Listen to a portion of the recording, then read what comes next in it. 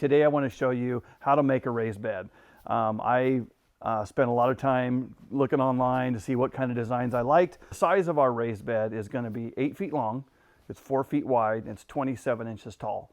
And you know, you can make them all different heights if you, just depends on preference. I kind of like the height where I don't have to bend over too far. I've made 3 of them so far, and this will be our 4th. We want to make a total of 6 4 by 8 raised beds, which would hold a lot of stuff. There's lots of ways to do it, but I'll show you the steps that I took to make ours.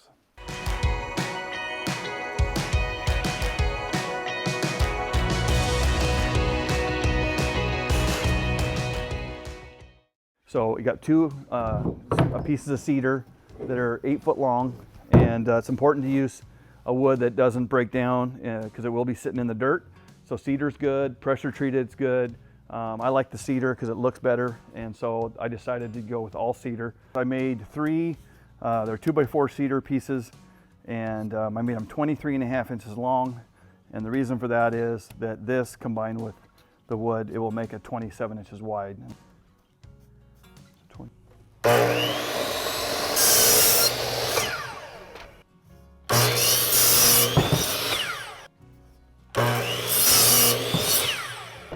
Okay, so first thing is, because the height of the raised bed is 27 inches tall, you're going to want to make 2 27-inch pieces for the outside edge of the panel.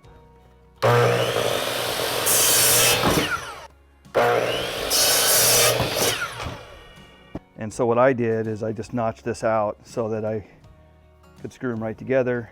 So I just got a piece of wood here that's half the width of this 2x4. So this would be 1 3/4 inches.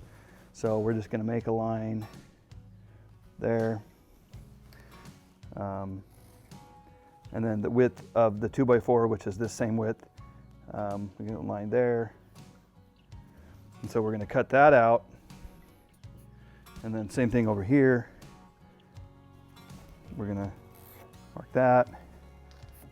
Then we're going to cut that out. And then we can connect it that way.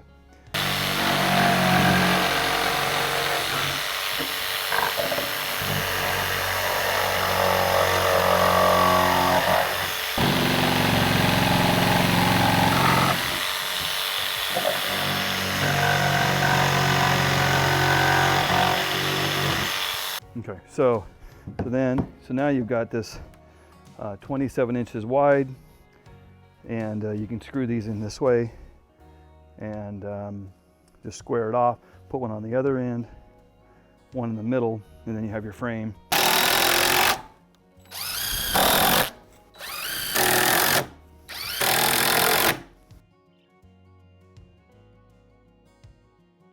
So you can line up your little mark and make your little notch. The middle part over here. So then we'll cut those out with a jigsaw, and then this distance should be about 23.5 inches. So that's where you're going to use that 23.5-inch piece that you cut, and then we'll screw that in, and then you'll have a nice square frame that we can screw the galvanized roofing to.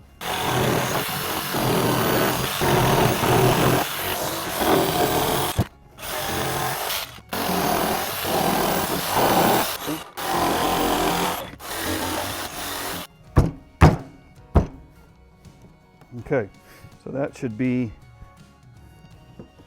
almost so 23.5 inches plus the half the width of this board would give you 27 inches total width. So this works out to right about 23.5. Really kind of depends on how deep you made your cut here.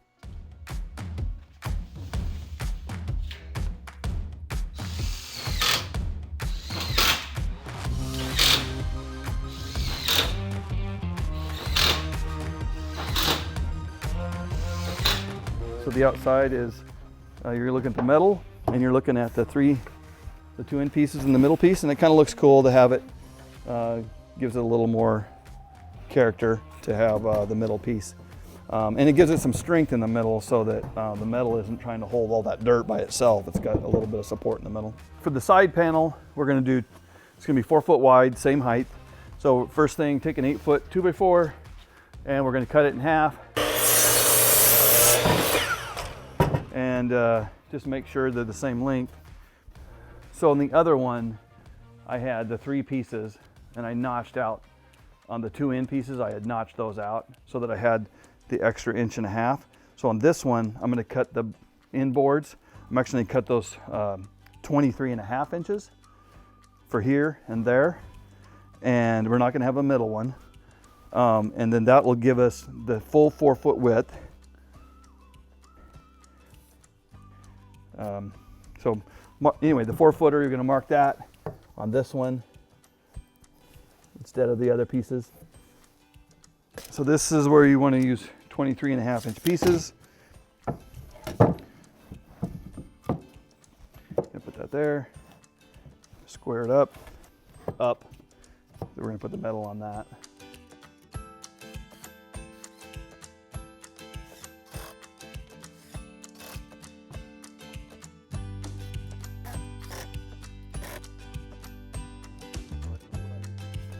These sheets come exactly 8 foot. So cut it right down the middle, and you'll have 2 4 foot pieces.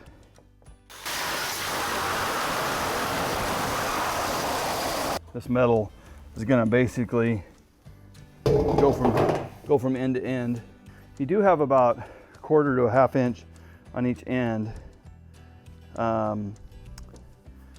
And you kind of want that because, you know, you don't want the metal dragging, or you know, you just don't want it hanging over the edge.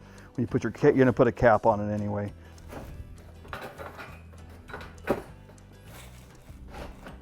Slide this in.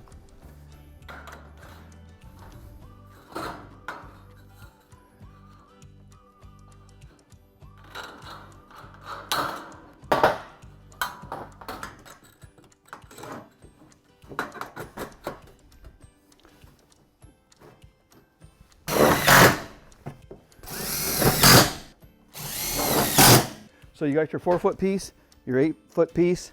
Basically, you're gonna meet them in the corner here, and you're gonna slide this metal behind it, like that. And then you're gonna screw, see how this piece here sticks out?